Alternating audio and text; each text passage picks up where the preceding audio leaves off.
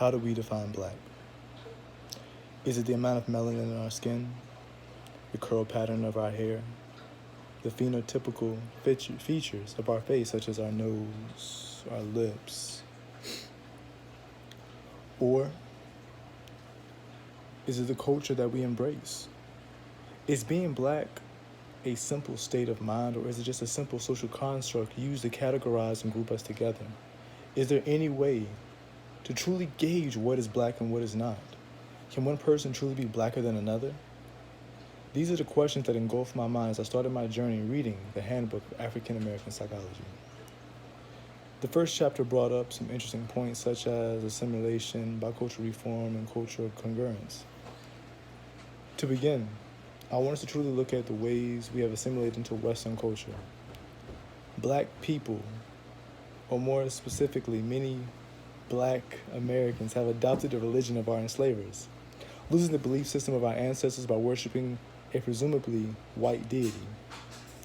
Though this is perhaps used as a survival method for those ancestors, why is it that in today's day and age we still follow that same religious belief? We still worship that same white deity. And then we are afraid to venture off and try to reclaim or re-embrace the religion and the belief system of our ancestors for fear that we will be publicly scrutinized. See, and that is the issue at hand. We have assimilated into a culture that was not ours for survival. But we have stayed in that same culture for the simple fact that we still are trying to survive in today's society. It's 2018, and yet we as a people dare not venture back into the past. We seek no need to try to truly understand our ancestors.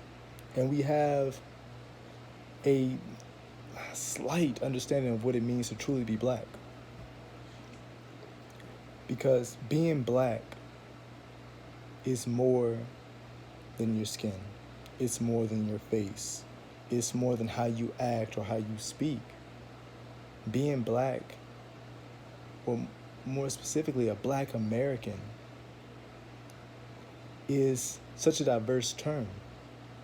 Being a Black American means that, yes, you have adopted Western civilization. Yes, you have adopted their belief systems.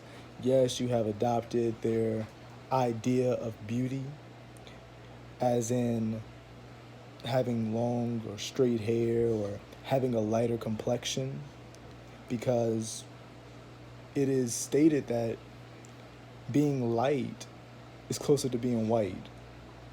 And being closer to being white in America is closer to being right. And that's sad to say.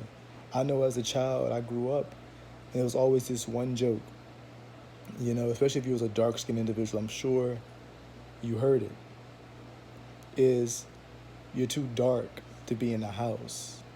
If you were a slave, you would be in the fields.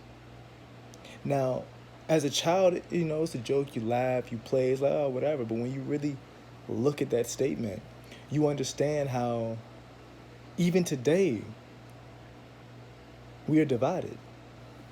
That statement shows that we value having light skin as a way of gauging our social status or our own personal beauty.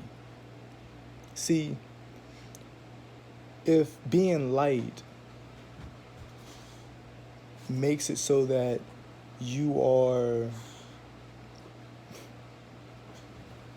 I guess, in a way, benefited socially, benefited economically, then being light that's what you wanted to be.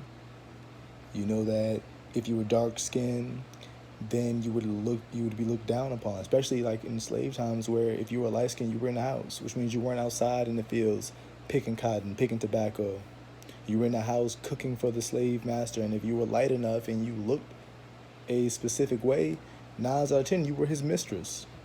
Now, I'm not saying that is a great thing to be, Far from it, especially if you were a slave who had a husband and your husband was quote unquote in the fields and you were in the house. You would have to bear that white man's children, as well as bearing your husband or having yourself ripped away from your husband. And there was nothing he could do about it. Why? Because he is owned. He's a piece of property, as are you. Now, why is it, though, that they went through such great lengths to separate and divide us, to keep us illiterate, to keep us from congregating together? Is because knowledge is power. Even in today's classroom settings, we are still stripped of certain pieces of knowledge. Our learning is catered towards whatever the Caucasian individual decides that we are to be taught.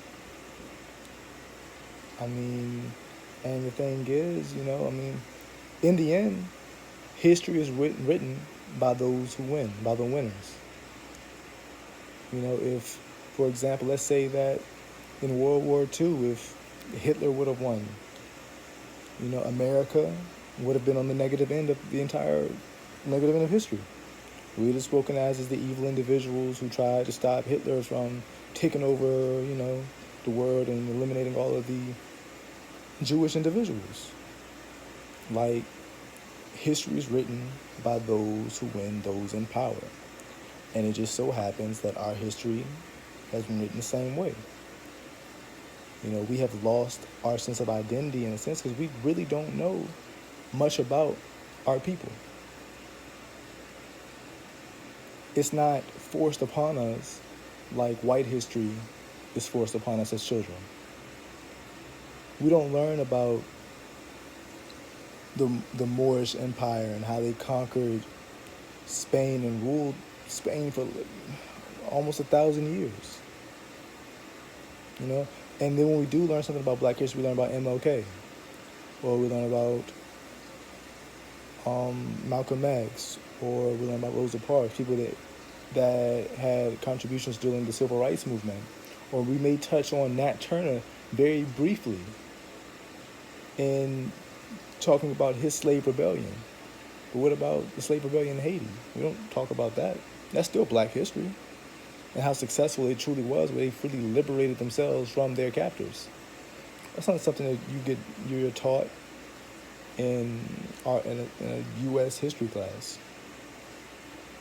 And it's that ignorance, that lack of knowing, that I feel as though we need to alleviate, especially when you're looking at it in the terms of Black psychology. So how can you really look into Black psychology, what it means to be Black, if you don't know the accomplishments of your people? If you don't understand where you come from and all of the things that they have accomplished? I feel as though it's absurd to assume that you can say that you can study the Black mind, the Black cognition, how we think, how we act, without really understanding where we came from. If you want to look at Black psychology, I feel as though you really have to look in depth with what it means to be Black, all of the accomplishments of our ancestors, all of the things that they accomplished in life, all of the epic triumphs and the epic failures, because that all comes together to help us identify as Black. I feel as though now we look as being Black as eating fried chicken or talking a certain way or embracing the hip-hop culture.